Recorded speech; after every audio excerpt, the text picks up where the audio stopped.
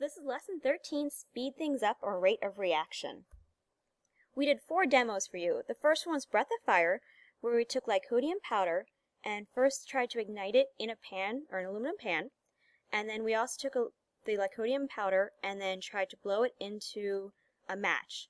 So as we saw for that first demo, lycodium powder did not ignite when it was in a pile, but it did ignite when it was in the pipette. So the reason for that is because there was enough oxygen in the pipette to allow the lycodium powder to react with the match. The second demo was with the glow sticks. We had 3 glow sticks, and the first glow stick was placed in hot water, another one was placed in cold water, and then the third was placed at room temperature water. So the one in hot water glowed very brightly, however it would not have lasted as long. The one in cold water did not glow very brightly, but it would have lasted for a lot longer, and the one at room temperature was, of course, our control. So the reason the one in the hot water glowed brightly was because there was so much more heat and so many more actual collisions occurring. The particles were moving a lot faster than it did in the cold water. The fourth demo was elephant's toothpaste. We had 3 different concentrations of hydrogen peroxide. We had the 3%, what you can find in a grocery store. We also had 10% of hydrogen peroxide and then 30% of hydrogen peroxide. When we placed them in the graduated cylinders, they didn't do anything, but when we added the catalyst, which was potassium iodide, it actually reacted, and then we found the one with a higher concentration reacted the fastest. And then the next demo we did was called blazing paper. So we placed a piece of paper inside of a mixture of isopropyl alcohol, as well as water, and we found that as much as we tried to ignite that piece of paper, the paper itself did not actually catch on fire. The ethanol did, and that burned out. So what we're looking at here is the first key point is that reactants have to collide with one another in order to actually form a reaction.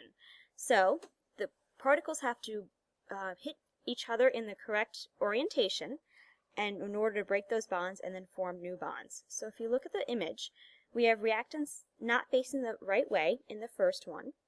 So when the nitrogen hits with the oxygen, it actually won't do anything. It actually just bounces off and there's no reaction. In the second image, they're actually going to be oriented correctly, and you see a chemical reaction happening. So there's several factors affecting rate of reaction. The first is surface area.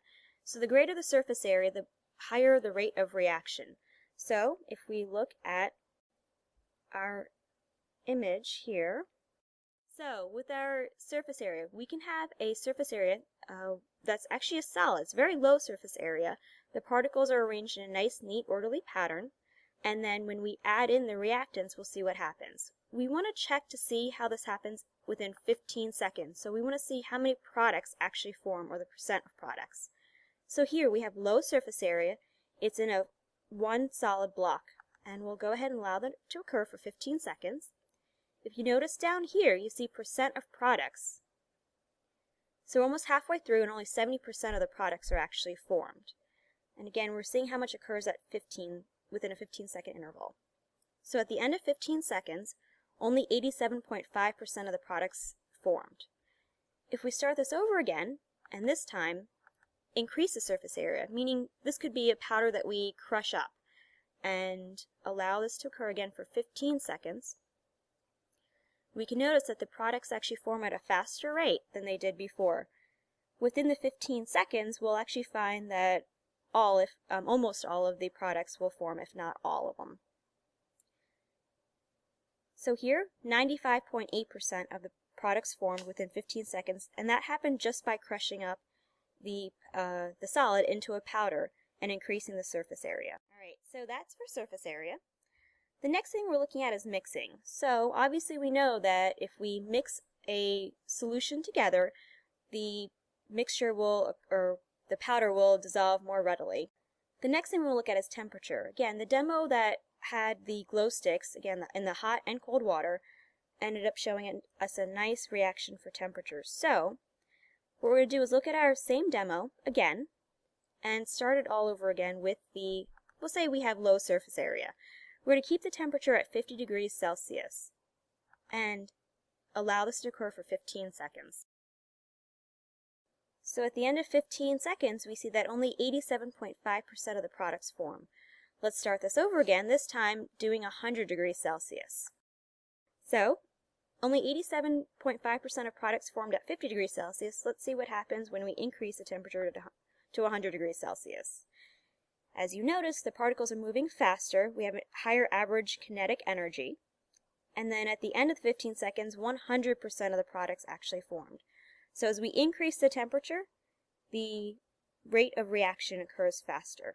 The next thing we're looking at is concentration or pressure. So we're checking to see how concentration affects the rate of reaction. In this case, if we're at 50 degrees Celsius, we'll keep it back to 50 degrees Celsius, and we'll keep the surface area as a solid. We know that only about 87% of the products will form after 15 seconds with a concentration of 1. This might be 1 molar, 1 part per million. If we increase it to 2, you notice that our reactants are there's more reactants in the containers.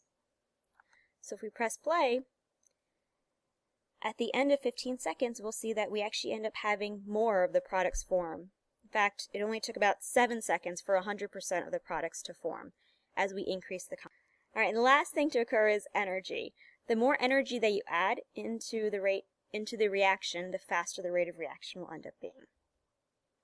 And then the final thing is a catalyst. So if we looked at the elephant's toothpaste, we noticed the potassium iodide, when that was added with a pipette, that actually started the reaction to occur.